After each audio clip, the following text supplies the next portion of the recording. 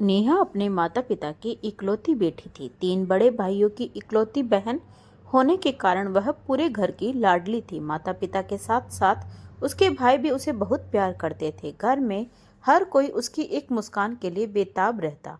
उसकी कोई भी मांग तुरंत पूरी कर दी जाती। नौकर चाकर भी उसे राजकुमारी की तरह मानते थे।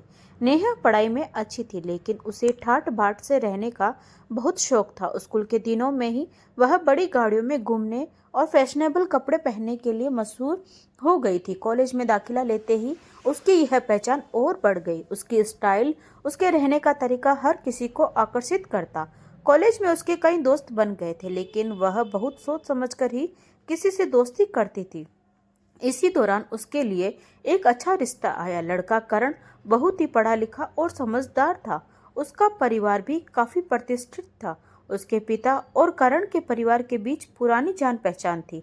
नेहा के माता पिता ने जब इस रिश्ते की बात की तो नेहा को कोई आपत्ति नहीं थी। उसे अपने परिवार पर पूरा भरोसा था कि वह उसके लिए अच्छा ही सोचेंगे, इसलिए उसने बिना किसी झिझक के इस रिश्ते के लिए हाँ कर दी। शादी के बाद नेहा को बहुत प्यार और सम्मान मिला। करण उसे बहुत चाहता था और ससुराल वाले भी उसे अपनी बेटी की तरह मानते थे। घर में हर काम उसकी सलाह से होता। वह सभी की लाडली बहू बन गई थी।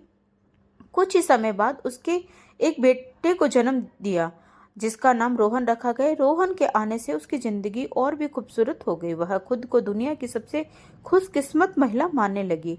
उसे लगता था कि उसका परिवार उसके लिए उसके बिना अधूरा है और वह कभी अकेली नहीं हो सकती।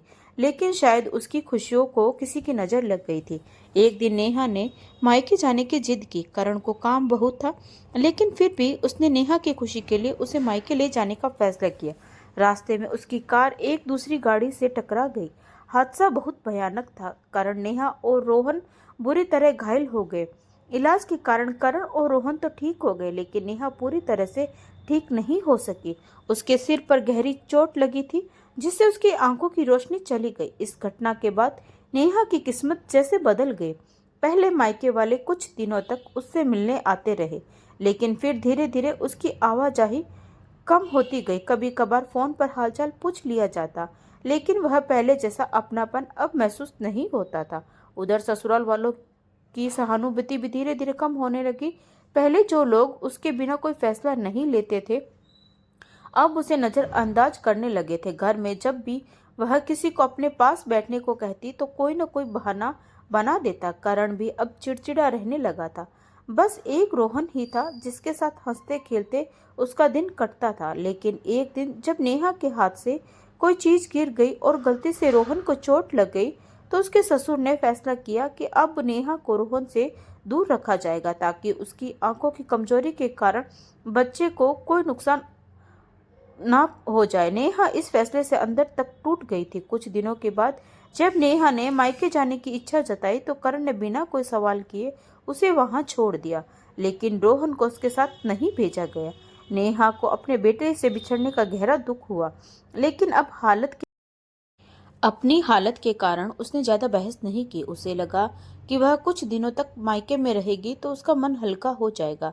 जब वह मायके पहुंची तो माता पिता और भाई भाभियां उसे देखकर बहुत खुश हुए।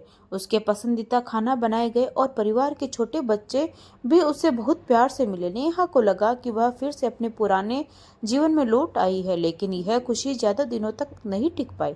शुरुआती दिनों में सब कुछ सामान्य रहा, लेकिन धीरे धीरे सबका व्यवहार बदलने लगा। अब हर कोई घुमा फिरा कर पूछने लगा कि करण उसे लेने कब आएगा। नेहा को एहसास हो गया कि उसके अपने ही उसके बोझ को महसूस करने लगे हैं। एक दिन जब उसके हाथ से गलती से एक कीमती फूलदान गिरकर टूट गया तो छोटी भाभी ने बहुत हंगामा मचा दिया। माता पिता भी अब उसकी वजह से परेशान रहने लगे थे। आखिरकार उन्होंने खुद ही करण को फोन कर दिया और कहा कि वह आकर नेहा को वापस ले जाए। करण नेहा को लेने आ गया, लेकिन अब उसका घर भी उसके लिए वैसा नहीं रहा था जैसे पहले हुआ करता था। ससुराल पहुंचने पर उसे सीधे ऊपर वाले कमरे में पहुंचा दिया गया। उसे रोहन से दूर रखने की सख्त हिदायत दी गई। अब एक नौकरानी गीता उसकी देखभाल के लिए रखी गई। वही उसे खाना देती, कपड़े बदलवाती और बाकी जरूरतों का ध्यान रखती।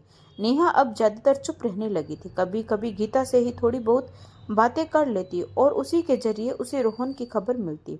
जिस घर में कभी उसकी राय के बिना कुछ नहीं होता था, आज वहां उसकी कोई पूछ नहीं थी। जो पति उसे जान से ज्यादा प्यार करता था, वह अब उसे नजरअंदाज करने लगा था। नेहा को समझ नहीं आ रहा था कि आखिर उसका कसूर क्या था। रोहन की याद में वह कई रातें रोते रोते गुजारती। कभी कभी गीता से कहती कि रोहन को एक बार उसके पास ले आए, लेकिन उसे सख्त मना किया गया था। वह दिन भर सोचती रहती कि क्या यही उसकी किस्मत थी।